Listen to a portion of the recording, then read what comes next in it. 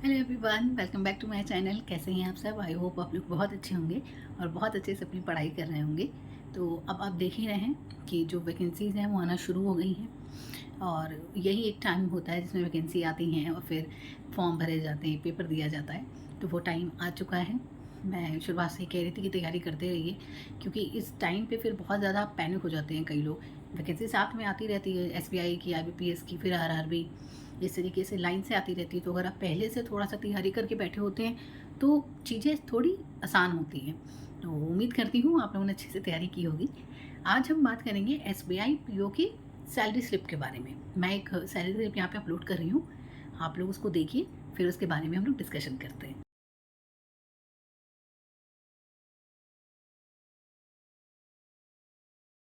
तो देख लिए आप लोगों ने सैलरी स्लिप। अगर ना देख पाए हो तो वीडियो को पॉज करके आराम से भी देख सकते हैं। देखिए, ये जो सैलरी स्लिप है इसमें आपकी ये मार्च की है, मार्च 2026 की। तो इसमें एक अलग से अलाउंसेस भी इसमें जुड़ा हुआ है, क्लोजिंग अलाउंसेस। वो हमें हमेशा नहीं मिलता है, वो मार्च में मिलता है, ठीक है? तो उसको आप क्लियर कर लीजिएगा। उसके अलावा अगर हम लोग बात करें तो जैसे और सैलरी स्लिप मैंने आप लोग के साथ शेयर की थी, तो हमेशा मैंने आपको एक चीज़ बोली है, आप कहीं पे भी जॉब करें तो उसमें जो मेन आपका डिफरेंस आपको दिखेगा ना, वो अलाउंसेस में दिखता है। अगर आप सैलरी स्लिप की बात करेंगे तो आपको बहुत ज़्यादा डिफरेंस नहीं दिखेगा, फिर भी एसबीआई में तो दिखेगा ही। तो ये जो सैलरी स्लिप है इसमें देखिए, जैसे आपका बेसिक पे दिया हुआ है, फिर आपका जो एचआरए होता है, लर्निंग अलाउंसेस होता है, लोकेशन का अलाउंसेस होता है। तो अब ये क्या होता है, जो लोकेशन का अलाउंसेस होता है ये अलग अलग हो सकता है। आप मेट्रो सिटी में हो, आप कहाँ हो, उस पर ये चीज़ बहुत डिपेंड करती है। वो भले आप किसी भी बैंक में हो, आपको जो लोकेशन का अलाउंसेस मिलेगा वो आपकी क्या लोकेशन है, आप कहाँ पे पोस्टेड हो, आपकी कौन सी ब्रांच है, उस उसके हिसाब से, उस एरिया के हिसाब से आपको वो लोकेशन अलाउंसेस मिलता है। तो ये डिफ़र कर सकता है, हो सकता है आप ही के बैच में किसी ने ज्वाइन किया हो, उसको कोई और मेट्रो सिटी मिली है, आपको कुछ रूरल एरिया का कुछ मिल गया है, तो अलाउंसेस का फ़र्क उसमें, मतलब लोकेशन वाले में देखने को मिलता है। ठीक है? तो इससे आप लोग को नहीं परेशान होना है कि हाँ, हमारी सैलरी कम क्यों आ रही है या ऐसा कुछ। तो ये एक चीज़ होती है। इसके अलावा अगर आप देखिए तो 97 के अराउंड जो टोटल सैलरी की अगर हम बात करें, ग्रॉस सैलरी वो बनती है इस सैलरी स्लिप में जो बन रही है। और इसके अलावा जो आपके डिडक्शंस होते हैं, और जो जैसे आपने देखा ही हुआ है, पिछली बार भी मैंने शेयर किया था, एनपीएस का डिडक्शन हो रहा है, या आरआरबीपीओ की जो मैंने खुद की भी सैलरी स्लिप शेयर की थी आप लोग के साथ, तो वो सब डिडक्शन हटा के फिर आपकी एक फाइनल सैलरी बनती है।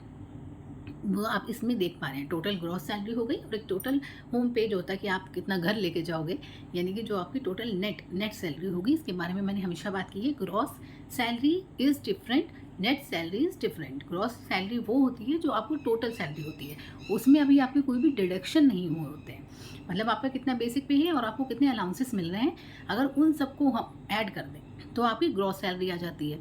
लेकिन अब इसमें से अगर हम डिडक्शन करें, यानी कि आपका मान लीजिए आपने कोई लोन लिया है तो उसकी आपकी ईएमआई कट रही है, ठीक है? या आप किसी यूनियन में ऐड हो तो उसका कुछ कट रहा है पार्ट, या किसी तरीके की आपकी जो जैसे एनपीएस वगैरह होते हैं इसमें कट रहा है, तो वो माइनस करके फिर जो सैलरी आती है वो आपकी होती है नेट सैलरी, यानी कि जो आपके अकाउंट में आपको रिफ्लेक्ट करेगी। ठीक है? तो ये सैलरी से आप लोगों के साथ शेयर की है। इसको शेयर करने का, देखिए, सैलरी स्लिप अगर कोई भी शेयर करता है या कोई भी सर्च करता है तो वो सिर्फ और सिर्फ इसलिए करता है क्योंकि इससे और मोटिवेशन मिलता है। जब मैं तैयारी कर रही थी तो मैं भी सैलरी स्लिप बहुत सर्च करती थी, क्योंकि एक मोटिवेशन मिलता था कि हाँ, मेरी जॉब लगेगी तो मेरे अकाउंट में भी इतना पैसा आएगा और मैं भी इतना अर्न करूँगी। तो ये सोच कर ही बहुत अच्छी सी फीलिंग आती है और पढ़ने का मन करता है। तो इसीलिए बीच बीच में मैं सैलरी स्लिप्स आप लोगों के साथ शेयर करती रहती हूँ।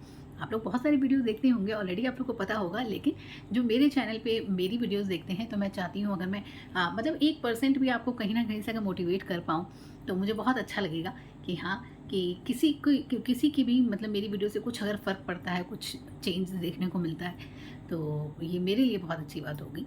तो मैंने पहले ही आप लोगों से कहा है, जब मैंने एसबीआई पीओ के बारे में बात की थी तो मैंने ये चीज़ आप लोगों से बोली थी कि एसबीआई पीओ में आपको, ये एसबीआई पीओ कहूँ या आईबीपीएस पीओ, दोनों में ही आपको पता है कि आपको कहीं पे भी आपकी पोस्टिंग मिल सकती है, या आपको पता है। तो आप ये फॉर्म जब भरते हैं तो आपको पता होता है कि हाँ, पोस्टिंग कहीं पे भी मिल सकती है। तो बहुत सारे बच्चे ऐसे हैं जो नहीं चाहते हैं कहीं दूर पोस्टिंग, कोई कंडीशन है, कोई प्रॉब्लम है, आप मतलब अकेले हो फैमिली में, या आपके मदर फादर अकेले, कुछ भी ऐसी प्रॉब्लम है कि आप नहीं जा सकते हो, तो उनके लिए आरआरबी पीओ ऑप्शन है, मैंने हमेशा बोला है। लेकिन आप अगर जा सकते हो, आपके पास मौका है, तो मुझे लगता है कि हमेशा एक कदम आगे बढ़ना चाहिए और ऊपर जितना जा सको उतना जाना चाहिए। मैंने आपको हमेशा बताया हुआ है कि मेरी प्रेफ़रेंस थी कि मुझे होम पोस्टिंग घर के पास ही चाहिए थी। तो मेरी फैमिली कंडीशंस ऐसी थी तो मुझे चाहिए थी, इस वजह से मैंने आरआरबी पीओ को चूज़ किया था। तो आप अगर कर सकते हैं, आप के यहाँ ऐसी कोई दिक्कत नहीं है, सब कुछ मैनेजेबल है, तो आप ज़रूर भरिए फॉर्म। और मैं मानती हूँ टफ़ होता है, देखिए बैंक में एसबीआई पीओ का सबसे टफ़ माना जाता है एग्ज़ाम।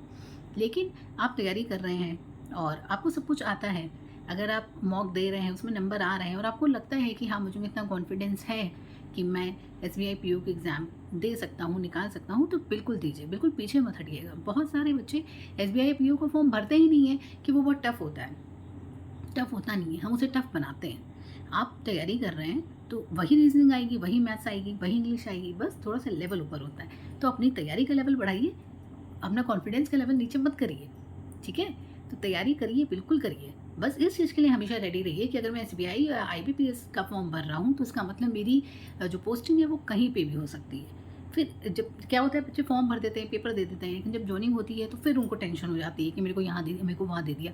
तो देखिए, ये तो पहले से हमें पता होता है जब हम फॉर्म भरते हैं। तो इन सब चीज़ों को सोच कर एकदम तब अपने बारे में डिसीजन लीजिए। आप मतलब एक मैं बात कहूँ तो पहले यूट्यूब नहीं था, पहले इस तरीके की वीडियोज़ हमें नहीं मिलती थी, बट अब तो इतना कुछ है कि आप सर्च करके खुद डिसाइड कर सकते हैं कि हाँ, मुझे कौन-सा फॉर्म फिल करना चाहिए और कौन-सा नहीं करना चाहिए। क्योंकि मेहनत सही डायरेक्शन में हो, सही जगह पे हो, तो ही फ़ायदा करेगी। अगर आपके पास ऐसी कंडीशंस हैं कि आप नहीं जा सकते हैं, तो फिर कोई मतलब नहीं है भरने का।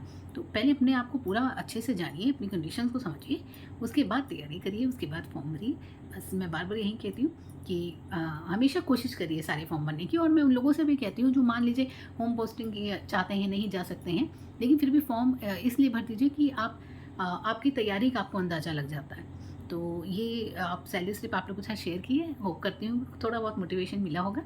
बाकी मेरे चैनल में बने रहिएगा, चैनल को सब्सक्राइब करिए, वीडियो पसंद आई हो तो लाइक करिएगा, शेयर करिएगा, बेल आइकन को प्रेस करना ना भूलें ताकि मेरी वीडियो आपको टाइम से मिल सके। Thank you so much.